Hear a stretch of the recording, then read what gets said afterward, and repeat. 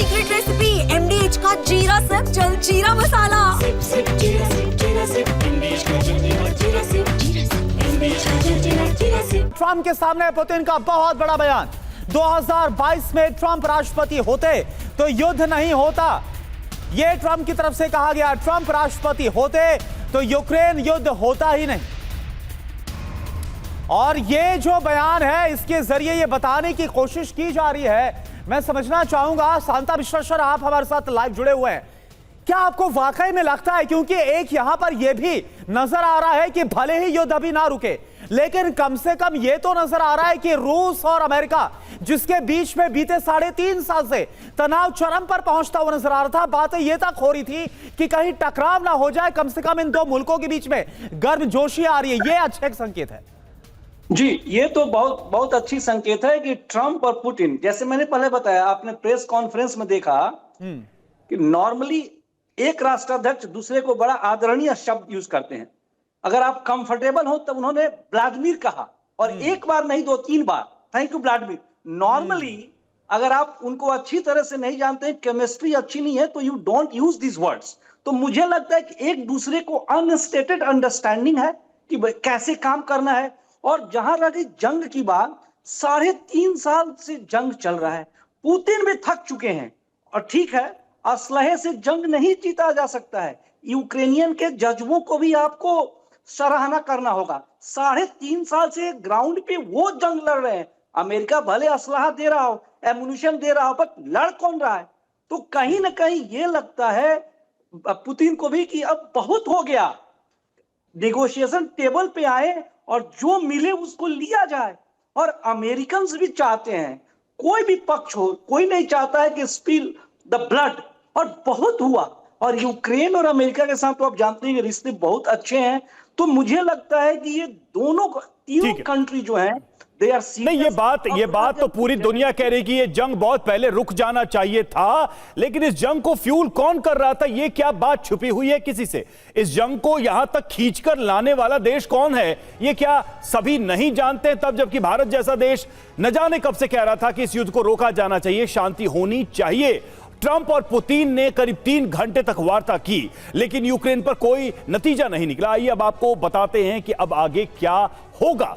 Alaska वार्ता बेनतीजा रही, आगे का रोडमैप क्या दिखाई दे रहा है? तो देखिए, यूक्रेन पर हमलों में तेजी की आशंका है, यानी कि रूस की तरफ से दबाव और बढ़ाया जाएगा, यूक्रेन के बड़े इलाकों पर कब्जा हो जाएगा, यह भी एक अंदेशा है। अब देखिए, कीव में रूस की कठपुतली सरकार बन सकती है, कैसा होगा यह भी अपने आप में बड़ा संशय है। यूक्रेन के बाद पुतिन का यूरोप अभियान संभव हो पाएगा?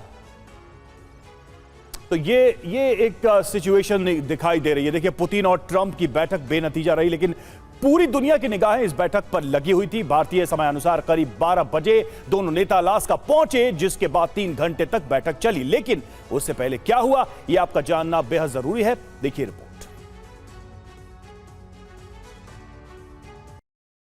दुनिया की 2 महाशक्तियां मिली तो उनकी बॉडी लैंग्वेज से लेकर हर एक्शन पर लोगों की निगाहें बनी रही। अलास्का एयरबेस पर राष्ट्रपति ट्रंप और राष्ट्रपति पुतिन दोनों अपने अपने प्लेन से उतरे। पुतिन के लिए रेड कारपेट बिछाई गई थी, जिस पर चलते हुए पुतिन आगे बढ़े। ट्रंप ने ताली बजाकर पुतिन का स्वागत किया।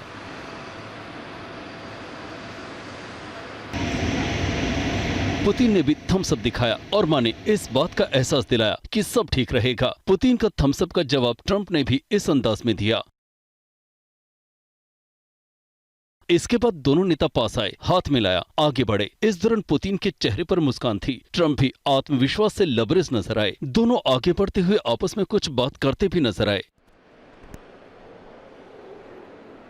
इस बीच अचानक कुछ ऐसा हुआ कि दोनों राष्ट्रपति ऊपर आसमान की ओर देखने लगे।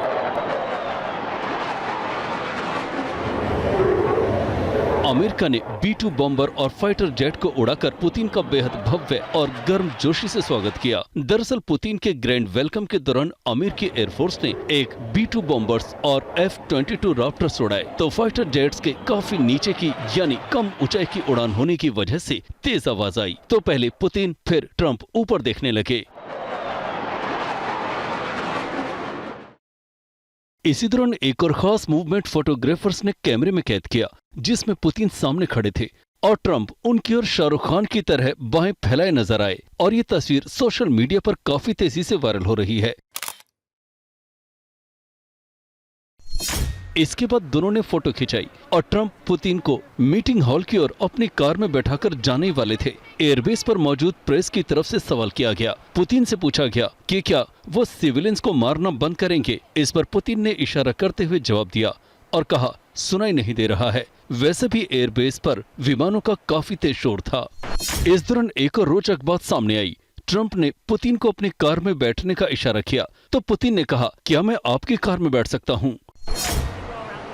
इसके बाद ट्रंप ने द बीस्ट में बैठने को बुलाया तो पुतिन ने अपनी लिमोजिन को छोड़ ट्रंप के साथी हो लिए। अमेरिकी राष्ट्रपति और रूसी राष्ट्रपति पुतिन एक साथ इस कार में सवार हुए।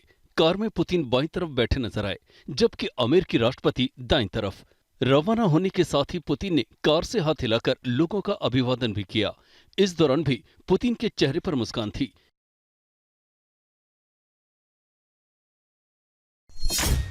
इसके बाद अलास्का में समिट स्थल पर व्लादिमीर पुतिन और डोनाल्ड ट्रंप एक साथ पहुंचे, जहां काफी संख्या में प्रेस वाले थे। हालांकि यहां कोई प्रेस वार्ता नहीं होनी थी। मीडिया कर्मियों ने जब पुतिन से कई सवाल पूछे तो उन्होंने किसी भी सवाल का जवाब नहीं दिया। उन्होंने सिर्फ थैंक यू कहा। इस दौरान रूसी राष्ट्रपति का एक और अंदाज सामने आया। सवाल के दौरान पुतिन अपने चेहरे की भावभंगिमा बदलते देखे गए।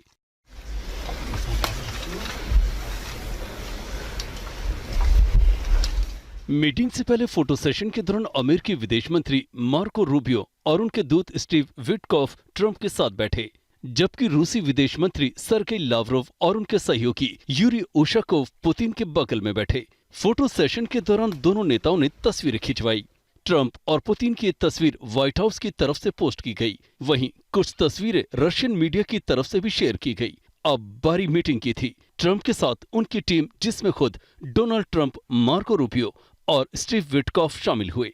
रूस की तरफ से पुतिन के साथ सर्गेई लावरोव और यूरी युशाकोव ने शिरकत की। मीटिंग करीब 3 घंटे तक चली, जिसके बाद मीटिंग से पुतिन और दूसरे लोग निकलते नजर आए। ये है सीक्रेट रेसिपी MDH का जीरा sip jaljeera masala. Sip SIP